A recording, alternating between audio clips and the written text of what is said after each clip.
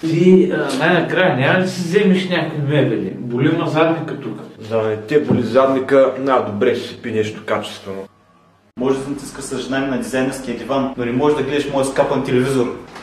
Трябва да си взема плазма. Седим си тук, пик си миското, все едно сме стари приятели. Здравей. Ако усетиш жегата до 30 секунди, трябва да се избяга от жена си.